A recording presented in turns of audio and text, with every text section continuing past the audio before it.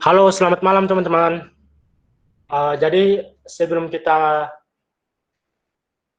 masuk di acara, ya karena acara juga akan dimulai pada 19.30, baiknya kita perkenalan dulu nih.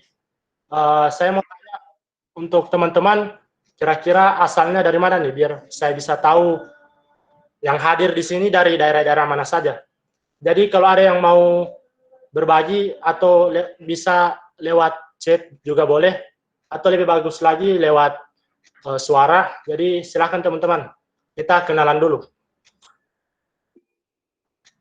Oh, dari Fahmi dari Lampung Utara.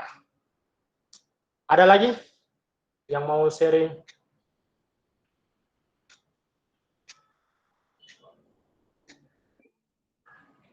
Dari Helda, Kendal, Jawa Tengah. Tiara, Jakarta. Wah, banyak nih. Ada Harsitiadi dari Medan. Horas Medan. Ini ada lagi dari Elsa dari Ambon. Wah, luar biasa nih. Di Ambon udah pukul 9 berarti ya. Ambon. Ini ada Yofi dari Tanjung Pinang, Kepulauan Riau. Ada Fahima dari Lampung juga. Wih, ada Delta juga dari Lampung. Muhammad Iqbal dari Sulawesi Selatan. Wih, satu apa kita bro? Saya juga dari Sulawesi, tapi Sulawesi Utara. Ada Fatima dari Kalimantan Selatan.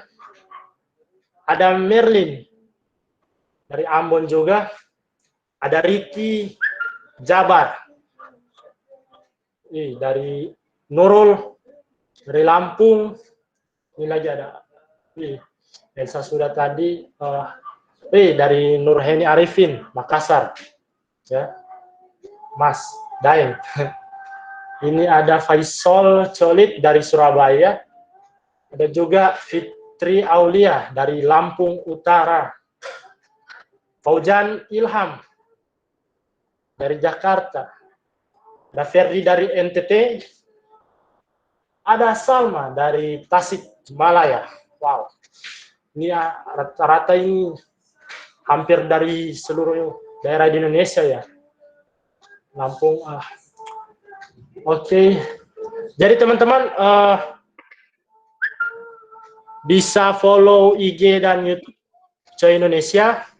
Di sana juga untuk saat ini Coy juga sedang melaksanakan lomba 17 Agustus. Jadi lombanya itu ada dari video kreatif dan poster puisi kreatif. Jadi teman-teman langsung bisa di IG-nya Coy Indonesia. Di situ ada syarat-syarat dan detail mengenai lomba. Jadi teman-teman bisa langsung akses di sana. Bagi teman-teman yang mempunyai bakat dalam video kreatif maupun poster puisi.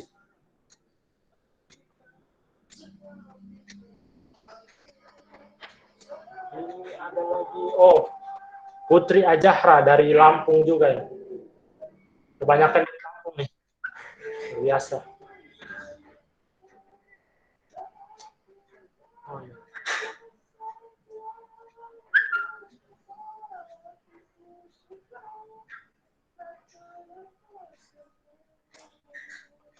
Ini juga ada.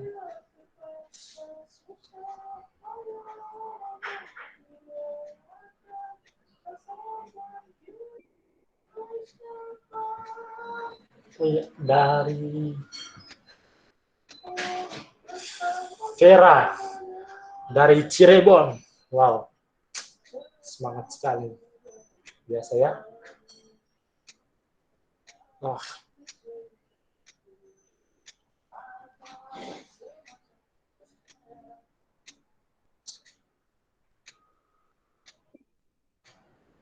bis. Ada Bilal dari Palu, Sulawesi Tengah. Wih, bro, satu pulau kita, bro. Saya dari Sulawesi Utara. Ini ada Arina dari Sampit, Kalimantan Tengah. Wow.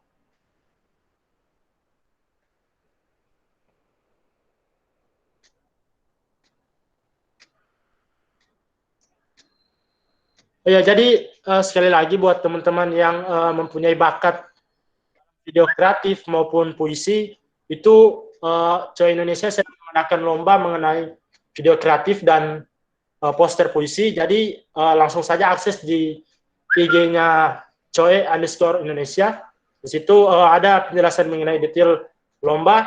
Itu lomba sudah dibuka dari 17 Agustus dan penutupan pendaftarannya itu terakhir 20 Agustus. Ya, jadi ya, pemenang.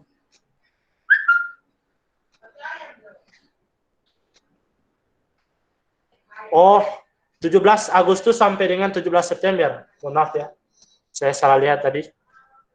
Dan pengumuman pemenang lomba itu akan diumumkan 3 hari setelah pendaftaran, yaitu 20 September. Jadi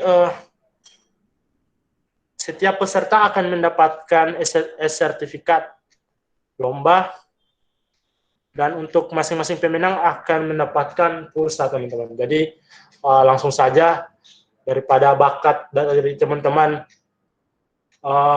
didiamkan, lebih baik ya diikut sertakan ya, kasih kontribusi untuk Indonesia, agar nantinya karya teman-teman itu bisa dilihat oleh banyak orang, sehingga bakat yang ada pada teman-teman sekalian tidak hanya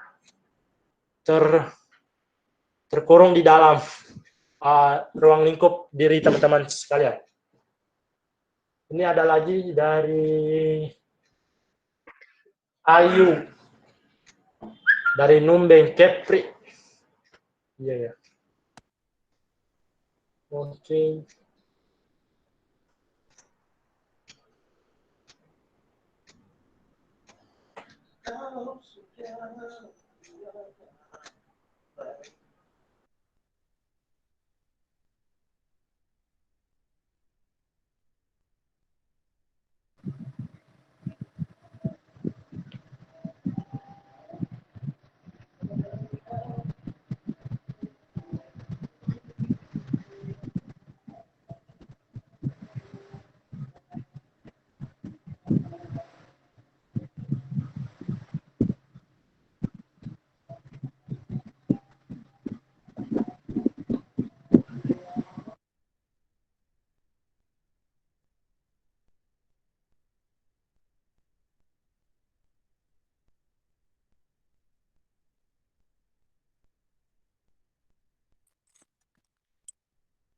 안녕하세요. 안녕하세요.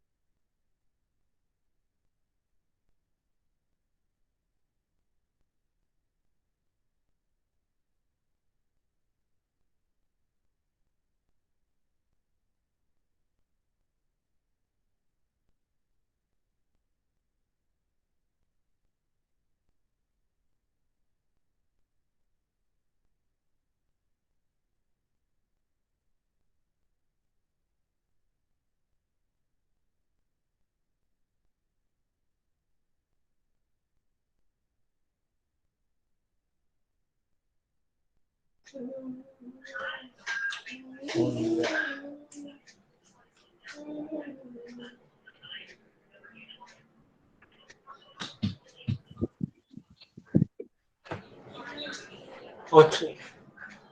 Halo, selamat malam teman-teman semua. Semoga kita dalam keadaan sehat walafiat. Ini sudah pukul 19.30, jadi sebelum mulai ya, demi keberlangsungan acara, peserta diharapkan tidak melakukan share screen, tidak rekam atau record webinar yang sedang berlangsung, tetap dalam kondisi mute. Terus pertanyaan dapat dilakukan melalui fitur chat. Jadi sekali lagi teman-teman, tidak melakukan share screen, tidak rekam record webinar yang sedang berlangsung, tetap dalam kondisi mute. Sekali lagi teman-teman, tetap dalam kondisi mute agar tidak mengganggu jalannya seminar. Terus yang keempat, bila ada pertanyaan dapat dilakukan melalui fitur chat teman-teman. Oke, jadi langsung saja. Pada panitia bisa menampilkan CV dari materi.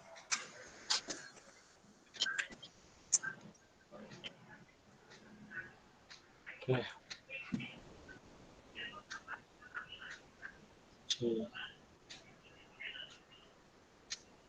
Ini sementara mohon ditunggu ya karena lagi proses menampilkan CV dari materi.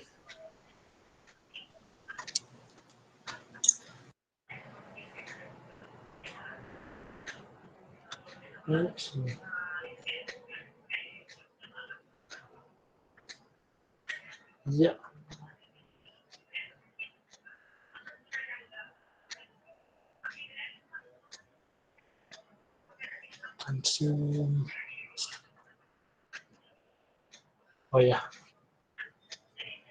Oh ya, ada sedikit kendala, jadi mohon ditunggu.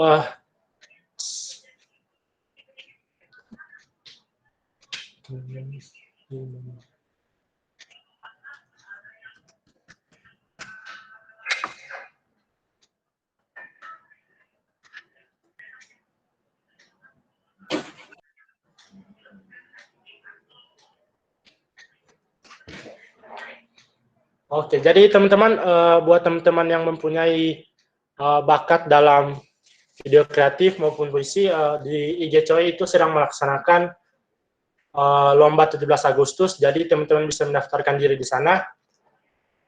Baik, ini sudah ada CV dari pemateri.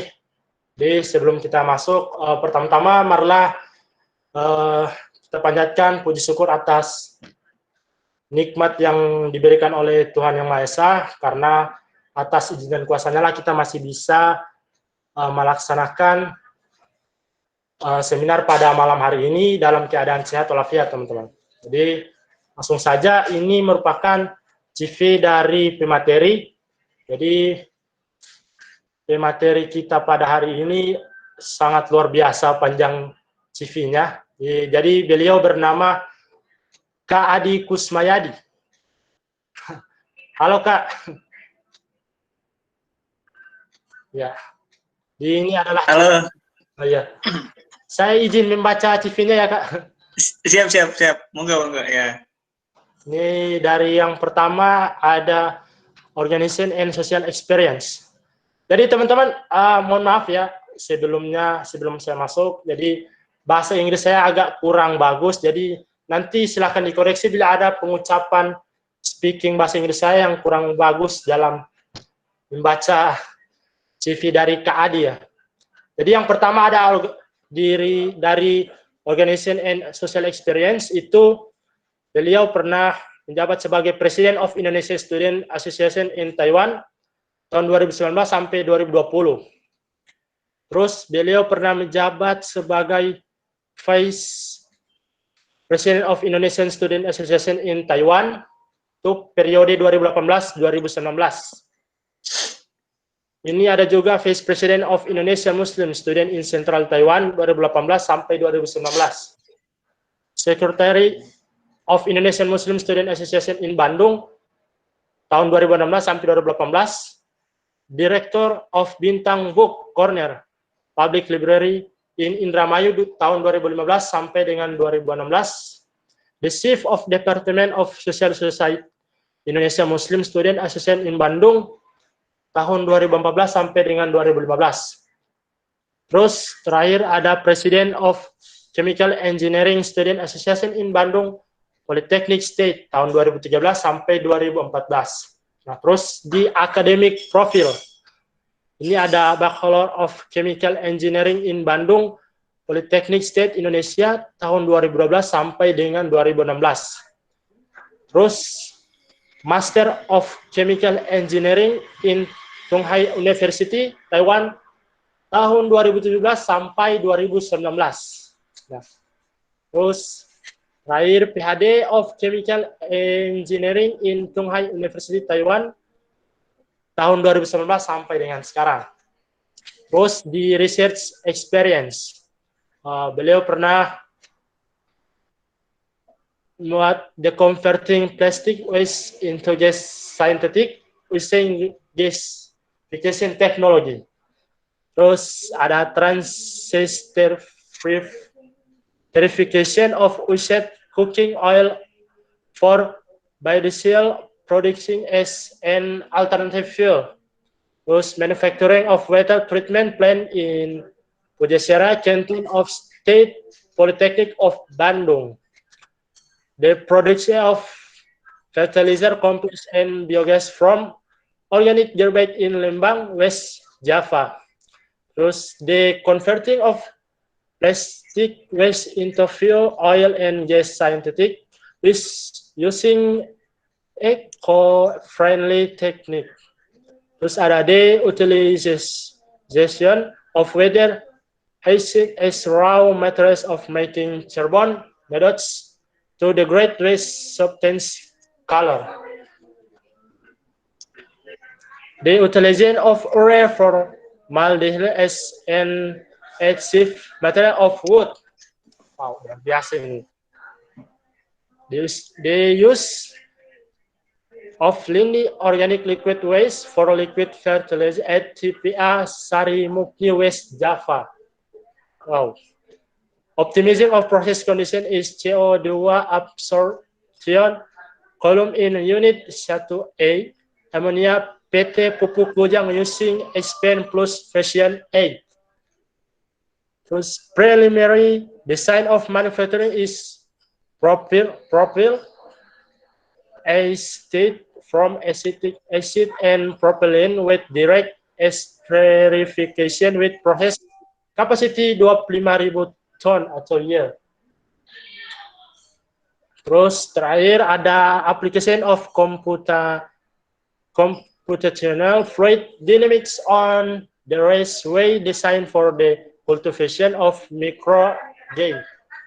Terus di dan publication itu dari jurnal ada, teman-teman bisa baca di sini, Mukhtar J. Adi Kendaro Priya J 2015 Eko dan teman-teman, approach for converting plastic waste into fuel oil and gas synthetic proceeding and 6 Industrial Research Workshop and National Seminar November tanggal 19 tahun 2015 Bandung, Indonesia 18 sampai 20.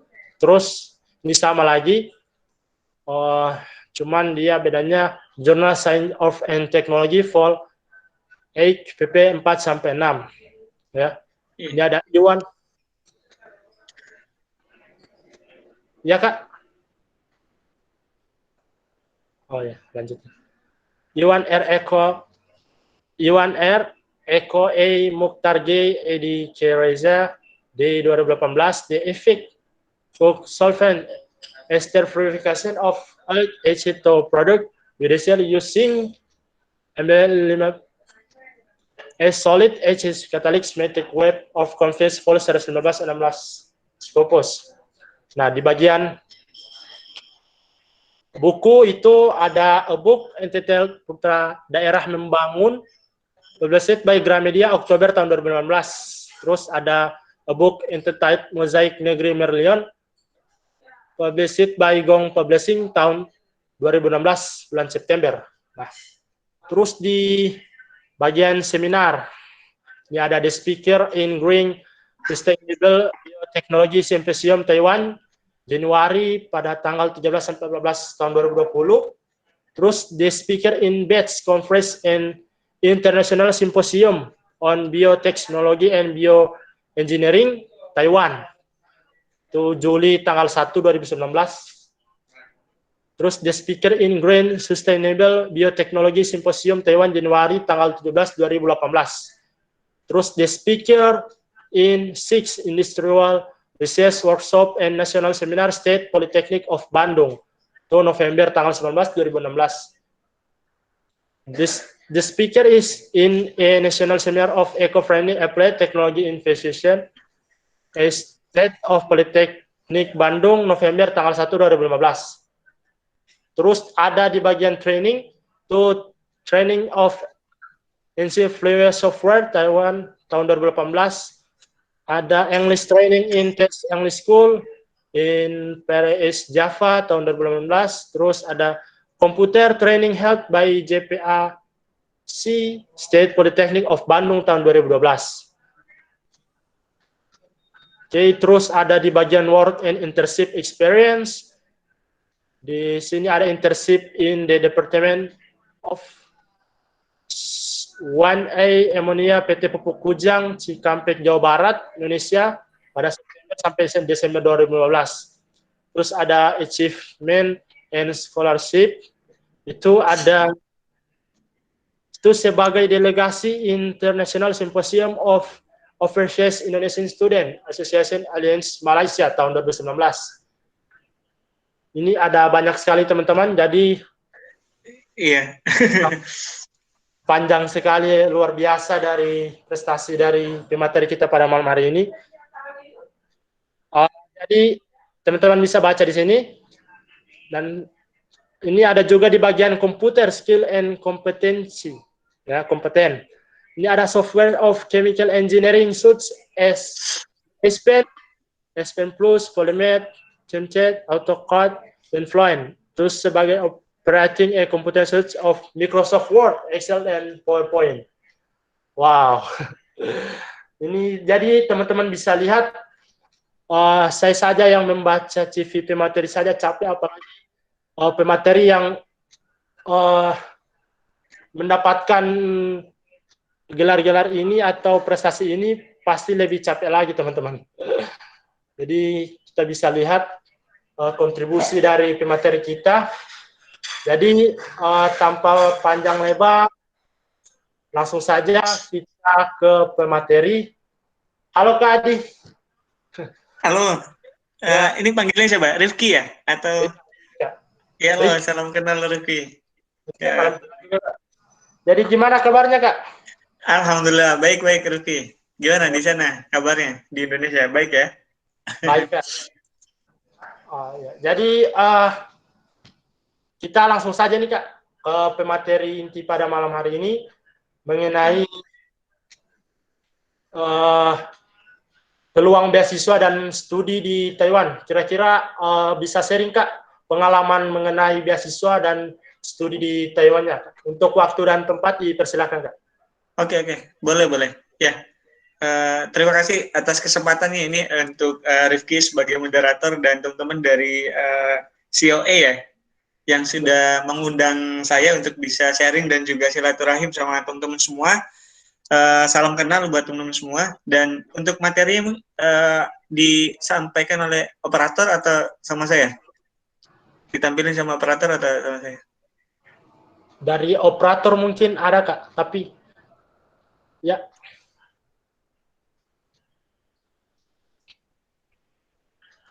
Ya, panitia kalau bisa tampilkan untuk materi pertama dari Kadi.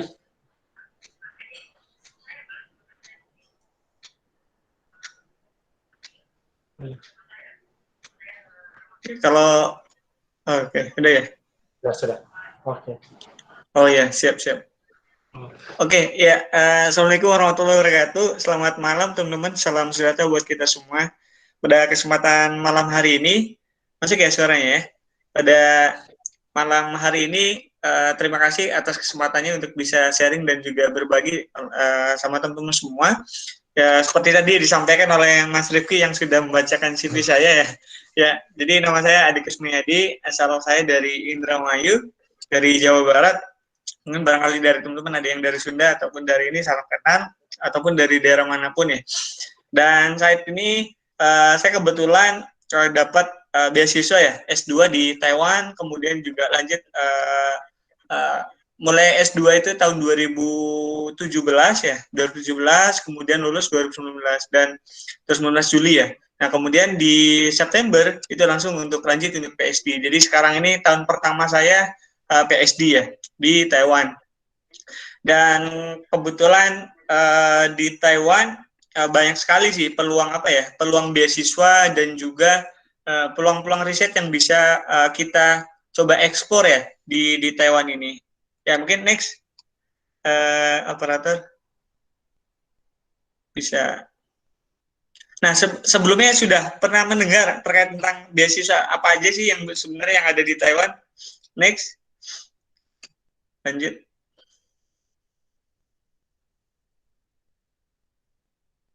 Ya bisa dilanjut.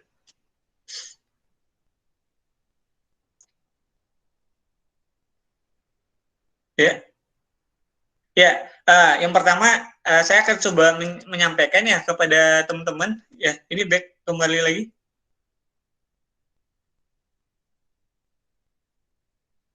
Next.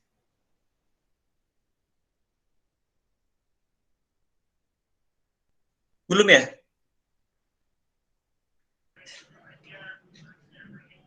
Ya, ini bisa dilanjut materinya? Atau gini saja Kak, ditampilkan di layar Kak saja biar, atau gimana? Boleh. Saya coba tampilkan aja ya. Saya Iya yang Kak. nampilin aja, biar lebih mudah ya. Iya biar lebih mudah. Oke, siap. Oke.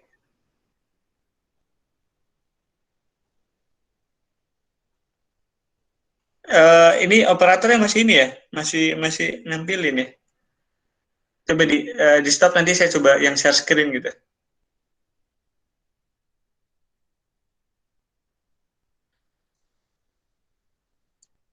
Halo?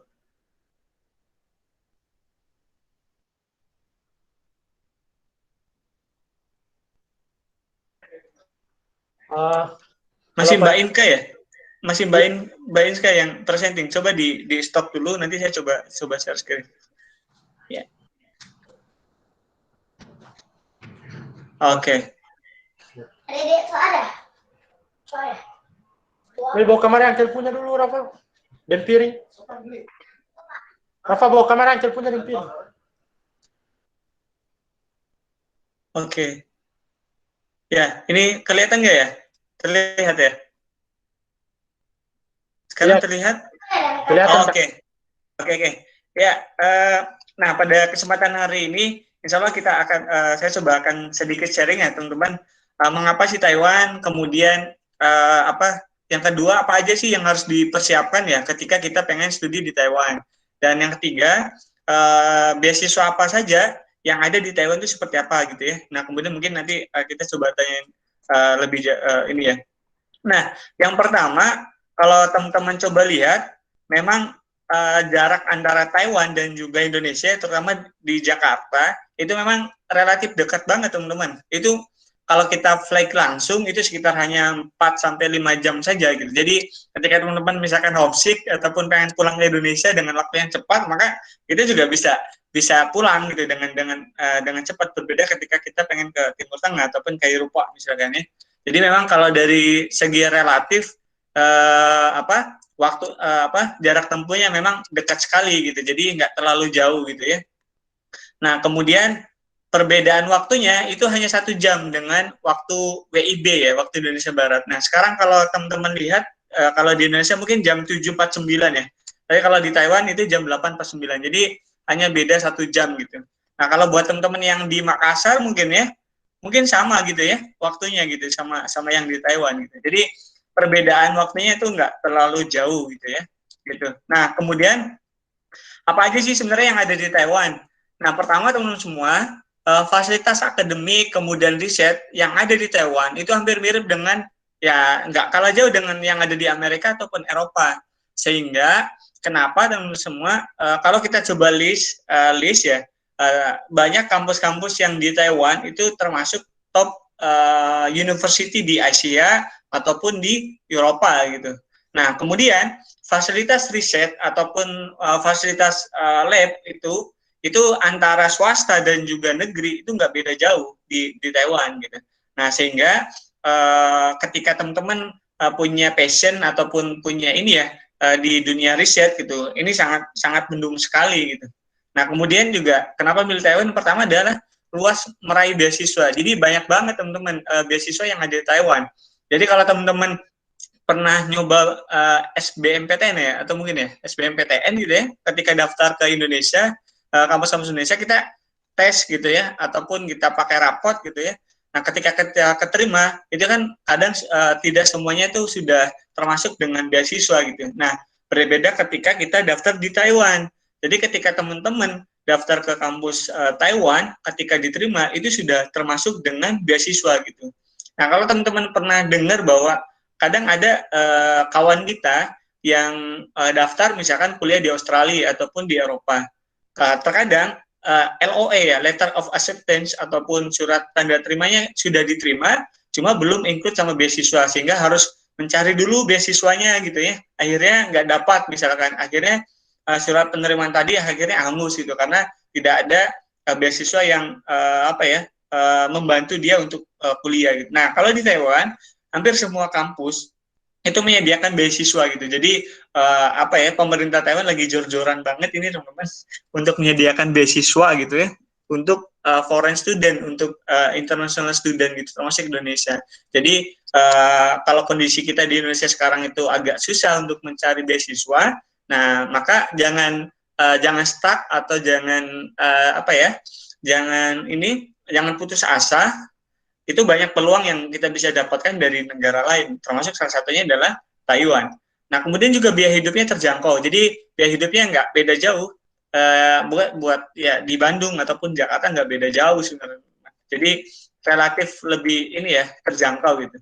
Kemudian ya jelas karena kita kuliah di luar, maka pengalaman lintas budaya atau cross culture ini kita akan dapatkan, karena banyak sekali, ada yang dari Eropa, kemudian dari Amerika, kemudian dari Asia Timur dan yang lain, itu banyak yang studi di Taiwan, sehingga kesempatan kita untuk bisa membangun international networking ataupun jaringan semakin luas itu bisa kita dapatkan ketika kita kuliah di luar negeri. Nah itu yang mahal ataupun yang kita tidak dapatkan ketika kita studi di Indonesia misalkan ya. Nah kemudian juga masyarakatnya itu ya begitu ramah dan familiar dengan bahasa Inggris. Jadi sehingga memudahkan kita untuk komunikasi sehari-hari gitu teman-teman semua. Kemudian juga terutama buat teman-teman yang muslim, ya alhamdulillah insya Allah banyak tersedia makanan halal. Nah kalau kita coba teman-teman lihat, ini namanya kalau kita familiar dengan mie ayam gitu ya, nah ini mie sapi gitu ya, nah ini juga halal gitu, jadi banyak banget gitu. Nah kemudian bagaimana dengan tersedia asrama? Nah ini buat teman-teman yang masih single misalnya, masih jomblo, ketika pengen pengen di asrama tinggalnya itu bisa. Nah ini salah satu fasilitas yang ada di asrama, misalkan ada ini kamarnya kadang 1 orang ataupun 2 orang gitu ya. Nah ini kadang ada ini ada kitchen untuk kita bisa masak gitu ya, buat teman-teman yang pengen masak. Kemudian ada ruang belajar dan yang lainnya. Jadi sangat penunjang sekali gitu ya. Nah kemudian banyak rumah-rumah ibadah ya, misalkan masjid, kemudian Buddha, temple gitu ya, kemudian gereja Katolik dan Kristen dan yang lain itu banyak banget gitu tersedia, sehingga memudahkan kita untuk bisa beribadah gitu secara ini. Nah kemudian juga fasilitas transportasi juga enak teman-teman. Jadi kalau kita di Indonesia kadang kita tidak bisa memprediksi gitu ya, memprediksi kita berangkat jam segini, jadwal keretanya jam segini atau busnya jam segini, kira-kira nyampe jam berapa gitu. Nah kadang kita tidak terprediksi karena karena macet ataupun yang lain. Tapi kalau di Taiwan itu sebenarnya sudah bisa terjadwal dengan baik. Jadi kita cuma buka HP ataupun kadang di tempat-tempat umum ada keterangan jadwalnya, berapa menit lagi akan sampai, dan di tempat tujuan itu akan berapa menit akan sampainya. Nah itu sudah termanage dengan baik, jadi kita bisa ngecek. Jadi cuma aplikasi di HP kita bisa tahu bus ini nyampe jam berapa, kemudian ini seperti apa. Nah ini juga ada sepeda, ada U-Bike. Nah jadi di tempat-tempat umum itu banyak sepeda, penyewaan sepeda, tinggal kita pakai kartu saja dan gratis gitu. Nah termasuk di kota saya di Taichung itu busnya itu gratis per 10 kilo. Jadi kita bisa manfaatkan itu dan nggak perlu bayar gitu. Jadi bisa mereduce atau bisa mengurangi biaya hidup kita gitu. Begitu. Jadi ya transportasi cepat dan juga mudah dan sangat friendly gitu ya buat kita. Nah, kemudian apa aja sih yang harus kita coba persiapkan ketika kita mulai studi di Taiwan? Nah, yang di Taiwan itu teman-teman semua itu bisa menawarkan untuk S1 ya selama 4 tahun normalnya, kemudian master degree S2, kemudian doctoral degree gitu ya 3-5 tahun, bahkan ada yang 7 tahun gitu ya, tergantung dengan requirement ataupun syarat lulusnya gitu ya. Nah kemudian itu, jadi teman-teman yang sekarang lagi S1, kemudian pengen ada niatan untuk S2 ke luar negeri, misalkan coba ke Taiwan, itu bisa, banyak peluangnya. Entah itu dari background science, engineering, ataupun social science gitu ya, untuk S2. Ataupun buat teman-teman yang sekarang lagi master degree, kemudian pengen lanjut untuk S3, itu juga peluangnya besar sekali untuk bisa studi di Taiwan. Nah, kemudian, selain kita mengetahui gitu ya apa saja yang ada di Taiwan untuk perkuliahannya, maka kita juga harus tahu juga gitu kapan mulai masuk kuliahnya. Nah jadi di Taiwan itu hampir mirip ya sama di Jepang. Jadi ada 2 kali perkuliahan. Jadi pertama kita sebut dengan fall semester. Jadi biasanya kita mulai perkuliahan itu September. Jadi sekarang nanti bulan depan itu mulai perkuliahan untuk fall semester ya. Nah jadi September sampai Januari waktunya.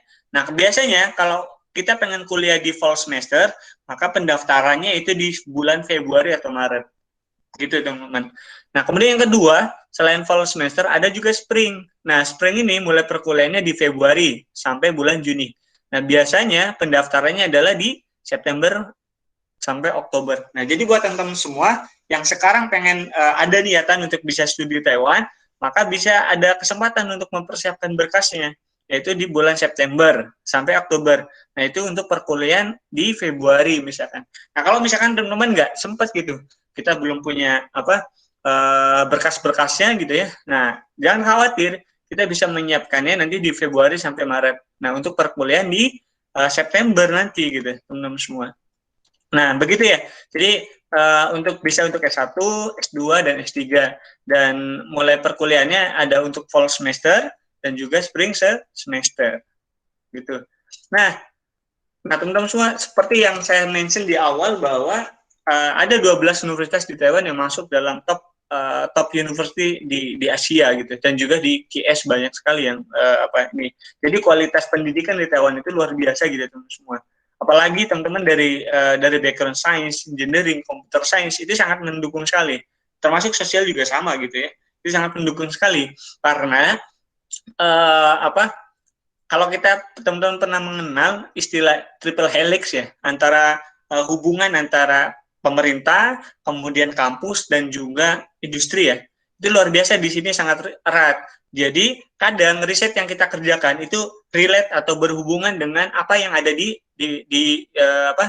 industri. Jadi di setiap kota-kota di Taiwan itu mempunyai cluster industri ya. Kalau kita coba, kalau di Indonesia mungkin kayak di Jababeka, Bekasi gitu ya, pabrik banyak gitu ya. Nah, sini juga banyak. Jadi ada cluster industri di tiap kota. Nah, biasanya cluster industri ini sering ada kerjasama dengan kampus. Nah, sehingga riset kita yang kita lakukan terkadang adalah apa yang sedang dialami oleh di industri. Nah, begitu. Jadi sangat applicable banget gitu ya untuk riset kita yang kita lakukan. Sehingga peluang kita untuk bisa, misalkan kita pengen ketika kita lulus studi dan juga pengen berkarir di profesional gitu ya, bekerja di industri, itu peluangnya besar untuk bisa di sini gitu, dengan rate gaji yang tinggi gitu. Dan bahkan banyak beberapa industri Taiwan itu yang buka di Indonesia, sehingga buat teman-teman semua misalkan bisa cari pengalaman di sini sekitar 3-4 tahun misalkan, nah kemudian bisa ditransfer ke Indonesia. Nah, sehingga peluang karirnya ya tinggal melanjutkan saja gitu dengan rate gaji yang ya relatif yang tinggi. Nah, gitu untuk sedikit bayangan ya. Nah, kemudian gimana teman-teman cara untuk mendaftar universitas? Pertama adalah pilih jurusan dan universitasnya. Jadi yang pertama yang kita lakukan ketika teman-teman pengen studi ke luar negeri, maka teman-teman tentukan dulu jurusannya mau apa gitu. Jurusannya mau apa, kemudian pilih universitas yang cocok dengan teman-teman semua gitu. Ya, tadi lihat dari rankingnya dan yang lainnya. Terus yang kedua, itu pelajari dulu peraturan dan pendaftaran universitas. Nah ini tips saja. Jadi teman-teman ketika pengen ngecek peraturan ataupun berkas apa saja yang diperlukan di kampus tersebut, teman-teman tinggal buka admission ya, admission kampus tersebut. Nah, di situ lengkap banget dengan tata cara pendaftaran, kemudian scholarship yang ditawarkan, itu lengkap banget di situ. Jadi tinggal itu aja. Tinggal dicek dari sana aja gitu. Nah, kemudian baru setelah pelajari, kemudian baru kita persiapkan dokumen yang dibutuhkan gitu. Nah, gitu. Nah, kemudian yang keempat, pendaftarannya semua online, secara mandiri ke universitas yang dipilih. Jadi, teman-teman semua, ketika teman-teman punya keinginan untuk studi di luar, kemudian banyak beberapa negara pilihan yang menjadi tujuan teman-teman gitu ya, destinasinya, ya bisa masukkan aja gitu, termasuk ke Taiwan, karena kan ya online dan juga bisa langsung kita lakukan gitu tanpa ada agensi ataupun orang ketiga gitu. Jadi teman-teman buka website kampusnya, di admission kampusnya, pelajari beasiswanya seperti apa, kemudian tata caranya seperti apa, rekrutmennya, kemudian tinggal dipersiapkan, kemudian langsung daftar secara online gitu. Nah, kemudian ya baru mendaftar beasiswa universitas yang ada di situ, ataupun bisa daftar juga. Nah, jadi kita daftar universitas beasiswa di kampus tersebut, dan juga kita bisa juga daftar beasiswa lain gitu, untuk bisa kita apply gitu. Nah, kemudian apa aja sih persyaratannya? Nah, kurang lebih sih persyaratan umum ya. Pertama adalah surat rekomendasi atau recommendation letter. Nah, biasanya 1-3 surat. Nah, dapat dari mana aja? Pertama, teman-teman bisa minta dari pembimbing yang sebelumnya. Pembimbing teman-teman waktu di S1 misalkan ya. Ketika teman-teman pengen lanjut S2 misalkan, ya bisa minta surat rekomendasi misalkan dari pembimbing sebelumnya gitu. Atau misalkan dari ketua jurusan atau dekan ataupun apa. Atau bahkan misalkan rektor gitu. Bisa kita minta surat rekomendasinya gitu. Atau mungkin pejabat gitu. Tapi yang paling enak ya memang tadi pembimbing, kemudian dekan ataupun rektor atau apa ya gitu. Nah, terus yang kedua adalah paspor. Nah, ini juga perlu. Jadi maka teman-teman yang punya paspor itu ya selain bisa jalan-jalan, bisa jalan-jalan juga bisa yang ini untuk bisa digunakan untuk nge-apply beasiswa. Kemudian yang 3 adalah ijazah dan transkrip dalam bahasa Inggris. Nah, kayaknya semua kampus sekarang sudah menyiapkan ini ya, bilingual ataupun 2 ijazah ya, yang berbahasa Inggris ataupun Indonesia gitu ya. Gitu, termasuk transkrip ya. Ada yang berbahasa Inggris kan. Nah, tapi kalau yang misalkan masih bahasa Indonesia, teman-teman bisa ditranslatekan dulu. Jadi ada lembaga-lembaga yang tersertifikasi yang bisa untuk mentranslatekan ijazah kita, transkrip kita untuk dalam bahasa Inggris. Tapi ya tadi lembaga yang sudah tersertifikasi teman-teman semua. Nah, kemudian baru sertifikat kemampuan bahasa Inggris. Bisa TOEFL ITP, TOEFL IBT, atau TOEIC misalkan ya, ataupun IELTS. Nah, skor untuk TOEFL ITP ya lebih dari 450 lah. Ya nyamannya sih 500 atau 550 gitu teman semua. Untuk bisa bersaing dengan yang lain gitu. Begitu. Gitu. Jadi buat teman-teman yang sekarang misalkan S1 kemudian masih ada kesempatan untuk bisa meningkatkan atau mengimprove kemampuan berbahasa Inggris, maka teman-teman bisa ada waktu gitu. Nah, kebetulan saya dulu itu termasuk yang nggak bisa berbahasa Inggris gitu. Ya belepotan lah bahasa Inggrisnya. Dan karena dulu saking mungkin sibuk banyak mainnya gitu ya, sehingga baru mau lulus aja mempersiapkan benar-benar gitu dengan les gitu ya, atau sampai pergi ke Pare gitu ya, intensif untuk bisa meningkatkan skor bahasa Inggrisnya gitu. Nah, itu. Nah, kemudian sertifikat kemampuan bahasa Mandarin. Jadi, buat teman-teman yang memiliki kemampuan bahasa Mandarin, itu juga bisa menggunakan TOCFL ya. Ini mirip TOEFL-nya, tapi yang Mandarin. Jadi, bisa pakai ini, atau bisa sertifikat bahasa Inggris. Jadi, pilih salah satu aja gitu. Nah, kemudian CV ya, kurikulum vitae. Jadi kurikulum vitae dalam bahasa Inggris pasti lah ya. Kemudian study plan. Jadi study plan itu rencana kita itu mau ngapain gitu selama studi di sana gitu. Tahun pertama ngapain, tahun kedua ngapain, dan mau ngerjakan apa gitu. Ya itu untuk gambarannya aja, sehingga profesor ataupun kampus ini mengetahui anak ini atau orang ini sudah memiliki plan mau belajar apa gitu. Walaupun kadang pas waktu studi di sini kadang ya agak berbeda dengan apa yang kita rencanakan. Kadang juga ada yang tetap sama gitu. Tapi tadi study plan. Nah, gimana cara study plan yang baik? Ya mungkin kita bisa sesi yang lain gitu ya. Tapi kalau teman-teman coba pengen lihat study plan itu seperti apa, sebenarnya banyak juga di Google gitu. Ya mungkin di lain kesempatan lah kita bisa bedah lebih lanjut study plan yang bagus seperti apa. Kemudian proposal riset dan yang lainnya gitu ya. Dan persyaratan lainnya. Ya, kurang lebih itulah secara umum ya. Nah, kemudian apa aja sih beasiswa yang ada di Taiwan? Yang pertama, itu ada namanya Taiwan Government Scholarship. Jadi, pemerintah Taiwan itu menyediakan beasiswa untuk para foreigner ataupun international student, termasuk Indonesia gitu, teman-teman semua. Nah, jadi teman-teman semua kalau diketahui bahwa 2013-an itu Taiwan itu hampir mirip sama Jepang.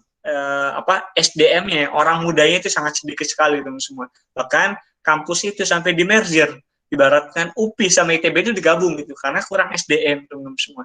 Nah, sehingga dan termasuk industri juga kurang SDM. Nah, sehingga apa? Nah, strategi yang dilakukan oleh pemerintah Taiwan adalah namanya New Southbound Policy. Nah, salah satunya adalah memberikan beasiswa yang banyak kepada international student, sehingga banyak orang-orang luar itu yang akan studi ke Taiwan gitu. Nah, sehingga banyak banget beasiswanya gitu ya, kayak sekarang gitu ya. Nah, pertama itu ada beasiswa MOE. MOE itu adalah Ministry of Education. Kalau kita mungkin ini ya, Kementerian Pendidikan gitu. Nah, itu terbuka untuk S1, S2, S3 dan semua jurusan itu ada. Kemudian Kemudian pembukanya Februari sama Maret. Kemudian tunjangan bulannya itu sekitar 20.000 NTD, National Taiwan Dollar. Itu kalau di rupiah berapa? Itu kalau di rupiah itu sekitar 10 juta. Itu sekitar 10 juta teman semua. Nah, biaya hidup berapa? Ya, biaya hidup itu sekitar 3 jutaan sama biaya hidup. Biaya hidup sama ini ya. Sama makan, kemudian juga sama tempat tinggal itu sekitar 3 sampai 4 juta udah cukup gitu. Jadi ya udah bisa nge-save banyak sebenarnya kalau mau. Kemudian uang kuliahnya itu sekitar 40.000 itu dapat subsidi dari pemerintah tadi gitu. Nah, kemudian persyaratannya apa aja ya? Kurang lebih nih teman-teman. ada form pendaftaran, paspor, KK, ijazah gitu ya. Dalam bahasa Inggris tadi seperti yang kemudian 2 surat rekomendasi, bukti pendaftaran universitas dan yang lainnya. Nah, IPK-nya berapa ya? Sekitar 3,5 teman-teman. Dari skala 4,5 ya. Jadi ya 3 IPK-nya 3 bisa jadi. Gitu. Skor TOEFL minimal ya 75% gitu. Tadi. Nah, kemudian juga ada buat teman-teman yang punya apa ya? Punya keinginan untuk bisa meningkatkan berbahasa Mandarin, itu ada namanya beasiswa Huayu Enrichment Scholarship. Jadi kadang kalau kita les gitu ya di Indonesia, kemudian les berbahasa Mandarin, kemudian agak susah misalkan ya coba aja gitu melamar beasiswa scholarship untuk meningkatkan bahasa Mandarin, langsung aja ke Taiwan karena kan lingkungannya juga mendukung gitu, environment-nya juga kondusif gitu, bisa dicoba gitu. Nah, program belajar Mandarin di Taiwan, nah durasinya itu sekitar 1 semester, teman-teman. Itu sekitar 6 bulan. Nah, minimal buat teman-teman yang usianya 18 tahun gitu ya, dan lulus SMA, itu bisa dicoba. Dan ada tunjangan bulanan yaitu sekitar 25.000, berarti sekitar 12,5 juta lah ya. Nah, ini adalah persyaratan-persyaratannya lah yang bisa dilakukan. Nah, kemudian juga ada Taiwan ICDF ya. Ini beasiswa yang dari foundation, teman-teman semua. Dari foundation ya. Ya ini hanya untuk S2 dan S3. Dan nah kebetulan karena dari foundation itu hanya jurusan tertentu. Itu ada 31 jurusan yang disupport untuk beasiswanya, khusus yang ICDF ya. Kemudian khusus mahasiswa internasional, jadi orang Indonesia bisa. Nah, kemudian dibiayain teman-teman untuk tiket pesawatnya. Dan kemudian tunjangan bulannya sekitar 17.000. Nah, pendaftarannya ya seperti biasa di awal tahun sampai Maret. Jadi teman-teman semua di Taiwan banyak beasiswa dari pemerintah itu di awal tahun, Januari sampai Maret itu ada. Nah, ini adalah persyaratan secara umum. Kalau teman-teman pengen explore lebih jauh bisa dicek, ini adalah icdf.org.tw gitu. Nah, kemudian ada beasiswa universitas. Nah, jadi seperti saya coba tadi sudah mention bahwa hampir semua kampus di Taiwan itu menyediakan beasiswa gitu semua. Dan pendaftarannya dibuka 2 kali dalam setahun. Tadi fall semester di September, kemudian spring di Februari. Gitu. Dan beasiswanya dengan kuota terbanyak gitu. Itu teman-teman semua. Nah, ini juga ada beasiswa TIGF Scholarship. Itu yang untuk yang summer, teman-teman. Jadi buat teman-teman semua yang untuk S1 terutama di tingkat akhir itu bisa, atau yang lulus S1 atau mahasiswa aktif S2 ataupun lulus S2 itu bisa summer internship, itu bisa. Itu ada beasiswanya dan tunjangan lumayan besar, teman-teman. Tunjangan bulannya 30.000, berarti sekitar 15 juta itu. Gitu. Nah, ini juga ada juga. Nah, itu untuk yang S3. Tapi hanya untuk 13 bidang terkait seperti sains, nanoteknologi, bioteknologi, dan computer science. Gitu. Oke. Thank you. Terima kasih buat teman-teman semua. Paling itu aja ya yang bisa saya sampaikan. Nanti kita coba banyak ini ya, diskusi mungkin ya. Oh ya Kak, makasih Kak. Siap. Buat teman-teman yang ingin bertanya mengenai materi yang disampaikan oleh Kak Adi, jadi langsung saja melalui kolom chat. Ini kita sudah ada satu penanya Kak dari Har Setiadi. Saya mau bertanya Kak, bagaimana dengan jurusan medicine atau health? Oke, ini bagaimana apa maksudnya? Bagaimana peluang beasiswanya atau gimana? Bagaimana? Atau ada kampus? Yes. Kayaknya bagaimana dengan jurusan health? Apakah ada beasiswanya atau seperti apa Kak? Oke, ya. Kebetulan di Taiwan itu ada juga beberapa kampus yang memang concern atau khusus yang di bidang kesehatan. Ada namanya Taipei Medical University, kemudian ada China Medical University, ada Kaohsiung Medical University. Jadi dan ini termasuk kampus top juga gitu, yang bagus gitu ya untuk kesehatannya, dan banyak di kampus tersebut banyak juga orang-orang Indonesia, terutama yang dari bidang nursing gitu ya, dari perawat, dokter gigi, misalkan dokter umum dan yang lain itu banyak juga yang di kampus itu. Nah, gimana peluang beasiswanya? Tadi seperti yang saya sampaikan bahwa semua kampus di Taiwan, termasuk yang tadi yang di bidang kesehatan itu semuanya menyediakan beasiswa gitu. Jadi peluangnya besar gitu teman-teman. Gitu. Gitu. Ya, jadi seperti itu ya, Har Setiadi penjelasannya. Ini ada juga Kak dari Syafina ini, Kak mau nanya, adakah beasiswa untuk hafalan Al-Quran? Ya, untuk yang hafalan Quran saat ini belum ada ya. Saya belum pernah dengar ya untuk yang di Taiwan. Jadi belum ada ya. Berbeda. Tapi kalau saya diskusi sama teman-teman yang ada di Timur Tengah itu ada, ataupun yang di Brunei mungkin ada ya. Yang ini yang hafalan Quran. Tapi kalau yang Taiwan belum. Saya belum pernah dengar ya. Belum ada ya. Jalur tadi yang beasiswa seperti yang saya coba sampaikan. Jadi ya sebenarnya mirip-mirip kayak kita di Indonesia gitu ketika kita daftar apa ya SBMPTN ya yang pakai rapot itu ya. Iya. Ya itu pakai itu kemudian tinggal ditambahkan ada studi plan, ada CV, ada yang lainnya gitu. Gitu aja teman-teman. Jadi itu jadi ya bisa gitu bisa untuk ini. Gitu. Bisa dicoba. Semoga bisa menjawab ya. Iya. Terus dari Jaki Kak, jurusan pendidikan ada nggak Kak? Oh iya, ada. Apa ya, banyak banget yang apa ya background pendidikan ya. Kalau kita di Indonesia mungkin ada UPI ya, ada UNY, ada UNJ. Nah di Taiwan juga banyak kampus-kampus yang memang backgroundnya atau latar belakangnya itu di bidang pendidikan. Jadi ada. Jadi dan kebetulan banyak juga yang background dosen ataupun yang awalnya dari pendidikan yang studi di sini juga banyak gitu. Jadi peluangnya banyak banget gitu. Terus ini Kak dari Hadijah, bagaimana untuk beasiswa yang summer Kak? Oh ya, tadi yang saya sampaikan yang beasiswa summer. Saya coba ini lagi ya, coba Saya coba personal lagi ya. Ya Kak. Oke.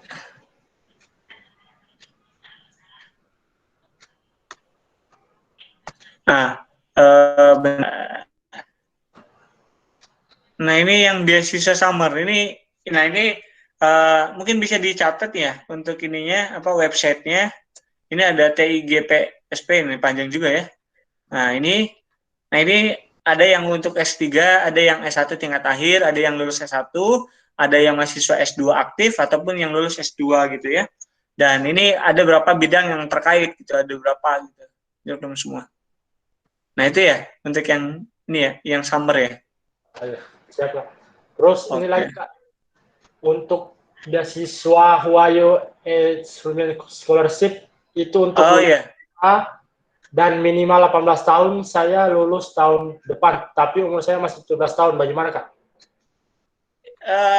Iya, memang sebenarnya diperuntukkan yang sudah lulus ya, lulus SMA dan umurnya tadi usia. Tapi kalau ada yang sudah lulus SMA dan usianya kurang dari 1 tahun ya dicoba aja gitu, dicoba aja. Nah, nggak salah juga gitu kalau mau nyoba. Lagian kan gratis juga gitu secara online, bisa dicoba aja gitu. Itu aja mungkin. Oke. Ini terus dari Asfa. Positif negatifnya kuliah di Taiwan dibandingkan dengan Indonesia apa Kak? Oh, ya. Pertama, peluang beasiswa ya. Peluang beasiswanya lebih banyak. Kalau kita coba lihat di Indonesia, peluang beasiswanya sekarang lebih sedikit gitu. Kayak misalkan dulu itu LPDP 1 tahun itu dibuka 4 kali gitu. Cuma sekarang hanya 1 kali. Nah, dan itu pun seluruh Indonesia itu berebut untuk mendapatkan kursi untuk LPDP kan. Sehingga persaingannya lebih ketat gitu ya. Gitu. Nah, makanya cari peluang yang kalau kita berlama-lama untuk bersaing itu kan dan kita gagal misalkan ya umur kita gitu ya, usia kita itu kan terus berlanjut gitu ya. Coba peluang yang bisa kita coba. Jadi pertama peluang beasiswa lebih banyak. Terus yang kedua kita bisa kuliah di kampus terbaik di Taiwan gitu. Kampus-kampus terbaik di di luar gitu. Dan infrastruktur riset itu sangat mendukung untuk bisa kita eksperimen dan yang lainnya gitu. Dan semua eksperimen yang kita lakukan itu kita tidak ada bayar sepeser pun dengan semua. Itu akan disupport oleh profesor kita dan laboratorium kita gitu. Begitu. Dulu saya waktu S1 di Indonesia gitu ya, di Politeknik Bandung, ketika saya ngerjakan skripsi, kadang beberapa teman itu kan mengeluarkan biaya sendiri gitu kadang ya. Ada biaya sendiri gitu. Ataupun ada ya support dari dosen gitu ya. Tapi ada beberapa yang personal gitu. Atau bahkan kalau kita memecahkan alat-alat di lab, ya kita harus ganti rugi kan gitu ya. Tapi kalau di Taiwan itu semuanya disupport gitu. Termasuk ketika kita memecahkan alat ya jangan khawatir, nggak ada ganti rugi. Nanti akan disupport oleh uang lab. Jadi pertama peluang bisnisnya lebih banyak. Terus yang kedua adalah infrastruktur riset juga bagus. Nah, terus yang ketiga ya tadi seperti yang saya coba sampaikan di awal, kita bisa mendapatkan international networking ya. Jaringan internasional, ketemu dengan profesor-profesor dari berbagai negara lain, dan juga termasuk dari mahasiswa-mahasiswa yang lain, sehingga kemampuan kita berbahasa Inggris, berbahasa asing itu pasti meningkatkan gitu ya, dibandingkan ketika di Indonesia kan gitu. Jadi gitu. Okay. Nah mungkin yang kurang ya adalah ya mungkin jumlah makanan halal ya agak sedikit dibandingkan dengan di Indonesia, termasuk rumah ibadah kan gitu juga gitu. Kalau misalkan ini ya, itu mungkin yang yang kurangnya gitu. Atau ya mungkin bahkan homesick juga mungkin ya, karena kan jauh dari keluarga gitu ya. Ketika kita kuliah di luar negeri termasuk Taiwan gitu. Tapi kan kalau di Indonesia ya kita bisa pulang gitu kan. Gitu. Ya. Oke. Terus adakah dari Tiara, adakah beasiswa untuk jurusan kependetaan? Kependetaan itu apa maksudnya? Kependudukan gitu ya atau apa? Untuk saudari Tiara agar bisa diperjelas mengenai kependetaan. Iya. Pendeta. Oh, untuk pendeta. Mungkin Iya. Ya sebenarnya kalau beasiswa kampusnya itu ada ya untuk semua jurusan. Jadi mungkin bisa dicoba gitu. Jadi semua kampus itu menyediakan beasiswa untuk semua jurusan. Ya termasuk mungkin itu ya. Nah itu. Ya mungkin yang pendeta ya bisa Taiwan, atau kemarin saya coba diskusi sama teman-teman yang di Sri Lanka. Nah di Sri Lanka juga ada mahasiswa Indonesia termasuk yang calon pendeta. Begitu. Gitu. Oke, siap. Terus ada dari ini Kak Faujan. Seberapa peluang mahasiswa setiap tahun diterima? Misalnya salah satu universitas Kak, peluang dari setiap tahun diterima di Taiwan Kak, universitas di Taiwan, dan saat ini Kakak kuliah di universitas mana? Iya, kebetulan saya kuliah di kampus Tunghai University ya, tadi disampaikan juga Mas Rifki ya. Nah kemudian untuk peluang mahasiswa Indonesia banyak banget gitu. Beberapa kampus memang menerima orang Indonesia gitu ya, Nah kalau teman-teman tahu jumlah mahasiswa Indonesia yang ada di Taiwan itu ada 14.489.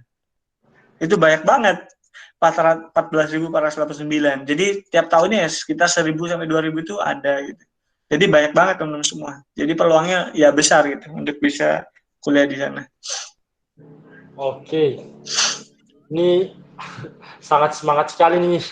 Banyak sekali pertanyaan Kak. Yeah. Kita coba jawab dengan sisa waktu yang ada. Jadi ini masih ada dari Saripah Kak. Apakah ada beasiswa dari D3 ke S1 Kak? Oh iya. Nah kebetulan sebenarnya saya juga kan dari Polban ya, dari Politeknik Negeri Bandung yang sama ya, background-nya D4 kalau saya itu. Nah yang untuk di D4 itu bisa untuk langsung lanjut S2 tanpa ada matrikulasi. Nah sedangkan kalau teman saya dulu waktu lanjut di ITB itu memang harus ada matrikulasi sekitar sebulan sampai 2 bulan gitu ya, baru boleh lanjut S2. Nah gimana yang ekstensi? Nah kebetulan sekarang banyak kampus-kampus di Taiwan itu bekerja sama dengan politeknik yang Indonesia. Jadi programnya adalah program D3 ke S1, program ekstensi. Jadi sekitar 1,5 tahun sampai 2 tahun gitu ya. Studinya di Taiwan. Ada beasiswa, kemudian juga ada magangnya. Jadi 1 tahun itu full kuliah, kemudian 1 tahun ada yang 2 tahun itu 1 tahunnya baru magang di industri begitu. Oke. Gitu. Jadi ada. Ada. Dari Fauzan, Kak, jika diterima beasiswa di Universitas Taiwan, mendapatkan tunjangan bulanan, kalau tunjangan kesehatan termasuk tunjangan bulanan atau beda sendiri, Kak? Nah, untuk yang kesehatan itu nggak termasuk. Jadi bulanan tuh ini apa? Kayak uang saku sebenarnya. Uang saku misalkan kita dikasih misalkan 5 juta. Ya, nanti ya 5 juta itu ya dikelola sama kita. Ya, kita bayar asuransi, kemudian bayar kosan misalkan gitu. Gitu sih. Jadi belum belum termasuk sama tunjangan kesehatan belum gitu. Oke. Terus dari Faisal, bahasa yang digunakan dalam proses belajar mengajar pakai bahasa apa, Kak? Pakai bahasa Inggris ya. Pakai bahasa Inggris. Ada yang 50%, 50%, maksudnya 50, ada yang full Inggris, ada yang 50% bahasa Inggris, 50% bahasa Mandarin, ya, gitu. Gitu. Terus kalau yang S1 yang memang banyak Mandarin juga, ada yang Mandarin, ada yang full bahasa Inggris, gitu. Ada yang 50-50. Gitu. Oh. Tapi teksnya ataupun apa PowerPoint-nya gitu ya dalam bahasa Inggris, gitu. Oke, siap. Ini dari Salma, izin bertanya, Kak. Maaf, untuk pembelajarannya sendiri menggunakan, kayaknya sama. Sama ya. Banyak juga ya, lumayan ya. Yang Iya, lain ya. oke. Ini Luar lagi biasa. dari jurusan accounting dan sini juga ada jurusannya, Kak? Ada. Finance, accounting, seni itu ada. Termasuk teman-temanku banyak juga yang dari finance, S2 finance dan S3 finance itu banyak. Oja. Gitu. Ini termasuk Yofi ya? Apakah kampus N2S di Taiwan ada menyediakan beasiswa? Ya, hampir semua beasiswa kampus di Taiwan itu menyediakan beasiswa, termasuk N2ST. Nah, N2ST ini termasuk kampus yang banyak sekali mahasiswa Indonesianya. Jadi kali masuk itu bisa 80 sampai 100 yang diterima gitu. Banyak banget ini N2ST ini. Iya. Dan N2ST ini termasuk kampus terbaik ya di Taiwan kelima gitu ya. Dan di dunia ya. Kita sekitar masuk dalam jajaran 200 top di dunia. Jadi bagus juga N2ST. Oke, siap. Ini sudah selesai, Kak, yang bertanya. Oke. Kalau dari saya bisa bertanya, Kak? Wah, boleh. Nanya apa? Nanya jodoh ini Rifki. Ini kan, Kak, beasiswa ini yang kita tahu di seluruh dunia ini banyak sekali kan, Kak, dari berbagai macam negara. Saya hanya mau tahu kenapa sih, Kak, memilih Taiwan sebagai tujuan pendidikan, Kak? Kenapa harus Taiwan? Oh iya, ya seperti tadi yang saya sampaikan pertama kualitas pendidikannya yang bagus ya. Yang kedua infrastruktur risetnya menunjang. Terus yang ketiga sebenarnya saya ini yang termasuk ya karena waktu itu ditawarin sama ketua jurusan saya untuk bisa studi di Taiwan karena waktu itu ketua jurusan saya itu ada riset di Taiwan didanain sama Dikti jadi kolaborasi gitulah sekitar 3 bulan. Nah dari situ dekatlah dengan profesor dan ditawarin gitu. Nah dari situ ya baru ya sudah ada peluang ya udah saya coba lanjutkan gitu aja sih. Gitu. Oke, satu lagi, Kak. Ya. Dalam meraih studi Kak di Taiwan, apa saja sih yang telah Kak korbankan untuk mendapatkan studi di Taiwan? Oh ya. Apa saja yang telah Kak korbankan? Ya, pertama, bentar ya. Siap.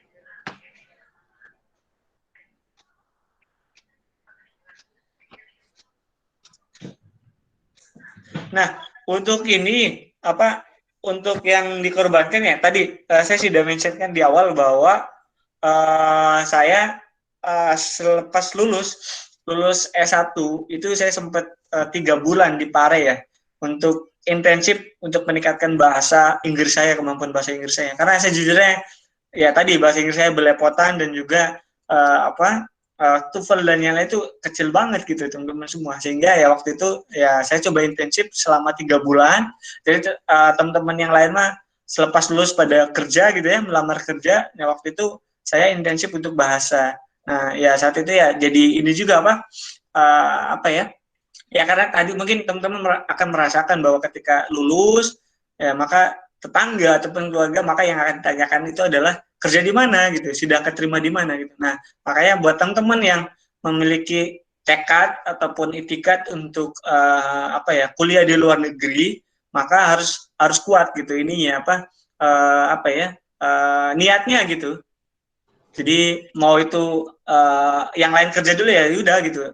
Tiap orang punya jalannya masing-masing, maka kita harus menguatkan tekad kita gitu. Kalau misalnya kita memiliki komitmen untuk bisa studi ke luar negeri, karena ada yang ketika sekali daftar langsung diterima, ada yang sampai berapa kali daftar gagal terus, sampai berapa tahun itu gagal terus gitu, baru keterima. Itu banyak sekali gitu.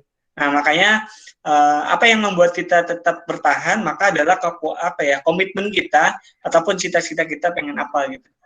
Ketika mau ke luar negeri. Nah itu sih teman semua. Itu yang harus dikuatkan gitu. Oh iya Kak. Oh ini Kak, pertanyaan terakhir dari ini peserta ada. Tips pola belajar yang digunakan Kak Adi seperti apa Kak? Nah, untuk belajar ya sebenarnya tiap orang beda-beda ini tips belajarnya. Ada yang apa, yang bisa mendengarkan belajar sambil dengerin musik gitu ya. Ada yang belajar harus sepi gitu ya, atau bahkan yang belajarnya baru konsen misalkan subuh gitu ya. Nah itu bisa juga, tapi intinya ya tadi, pertama adalah kita harus mengenali tipe belajar kita seperti apa. Terus yang kedua apa ya, kita luangkan waktu untuk bisa belajar serius gitu ya. Atau buat teman-teman yang sibuk di organisasi, maka itu adalah apa ya, kemampuan kita harus memanage waktu dengan baik gitu ya. Ketika kita lagi studi ya full studi, ketika kita lagi di organisasi ya full fokus di organisasi gitu. Jangan sampai ketika lagi di kelas mikirin gimana acara nanti sore, gimana acara besok gitu ya. Tapi pas waktu di acara, aduh gimana, tugas besok saya belum ngerjain ini, ujian besok saya belum belajar. Nah itu kan jadi kacau semua gitu. Ya organisasi juga nggak ini gitu ya, itu juga sama gitu sih teman-teman. Dan alhamdulillah selama ya tadi saya aktif di organisasi, dan alhamdulillah selama kuliah S2 saya bisa, atau S2 sampai sekarang itu bisa publish jurnal gitu, internasional itu 5 jurnal gitu. Wow. Gitu. Organisasi tetap jalan gitu. Itu. Oke Kak. Ini ada satu pertanyaan lagi, gimana kayaknya? Waktu Siap. Masih boleh, bisa boleh. Kak? Monggo. Ya. Fauzan, jika kuliah sambil punya kerja per waktu, boleh tidak Kak? Dan Kakak termasuk yang mencari uang tambahan kerja per waktu, atau memang Kakak fokus saja kuliah sebagai mahasiswa? Oh iya. Nah kebetulan saya yang saya yang termasuk ini termasuk yang mencari uang tambahan dengan kerja part-time. Jadi kerja part-time bisa dilakukan di kampus, atau bisa juga di rumah makan gitu ya, atau di restoran ataupun apa, itu bisa kita lakukan. Nah itu gajinya kalau di Taiwan itu per 1 jam. 1 jam itu gajinya 158, atau ya sekitar berapa ya? Sekitar 75.000 1 jam. Jadi kalau kita kerja kadang sehari 8 jam itu ya lumayan, kita dapat 500 sampai 600.000 gitu. Yang kita bisa dapatkan gitu. Begitu. Saya termasuk yang kerja juga. Oke Kak, jadi sudah pukul 23:32. Di saya sudah 9:30. Jadi sudah cukup sampai di sini saja. Ada kata-kata terakhir nggak Kak? Oh iya. Teman-teman. Oke. Ya sebelumnya saya mengucapkan terima kasih nih buat panitia yang sudah berkenan mengundang saya untuk bisa sharing dan juga silaturahim, dan juga terima kasih juga untuk moderator kita ini Mas Rifki atas kesempatannya, dan terima kasih juga buat teman-teman yang sudah berkenan bergabung pada malam hari ini. Mudah-mudahan kita tetap silaturahim gitu ya, keep in touch gitu ya, saling tetap menjaga silaturahim kita, dan tetap semangat buat teman-teman semua yang memiliki cita-cita ataupun memiliki komitmen untuk bisa studi di luar gitu. Teman-teman persiapkan dengan baik apa yang masih kurang, bisa dipersiapkan dengan baik dengan waktu yang ada. Misalkan bahasa kurang, teman-teman harus jujur pada diri sendiri, apa yang kurang dalam diri kita untuk mengejar tadi sesuai dengan berkas kita. Maka persiapkan itu semua, dan ya dikuatkan aja komitmennya. Dan ya satu lagi, harus banyak berdoa gitu. Insya Allah mudah-mudahan kita semua diberikan kelancaran atas cita-cita yang kita akan kerjakan gitu. Itu teman-teman semua. Jadi tidak ada yang mimpi yang terlalu tinggi, yang ada hanyalah usaha yang sedikit gitu semua. Wow. Itu. Luar biasa. Motivator kita. Materi sekaligus motivator nih. Nah, jadi terima kasih Kak, kami dari panitia atas waktunya. Jadi ini Kak, ada dari salah satu peserta menanyakan IG Kakak nih. Oh iya, IG-nya Adikus Mayadi aja. Sama kayak nama saya ya. Saling follow ya. Siap. Iya, follow. Siap. Jadi itu buat yang nanya tadi ya. Tuh, IG-nya sekalian di-follow. Jadi terima kasih Kak atas waktunya Kak. Yo, makasih. Ya. Terima kasih juga untuk teman-teman yang sudah meluangkan waktunya pada malam hari ini. Semoga seminar kita pada malam hari ini bisa bermanfaat, ya, dan bisa kita jadikan bahan untuk motivasi kita dalam mencapai mimpi dan impian kita. Oke, terima kasih teman-teman semua. Terima kasih Kak. Ya, Assalamualaikum warahmatullahi wabarakatuh. Selamat malam teman-teman semua. Waalaikumsalam.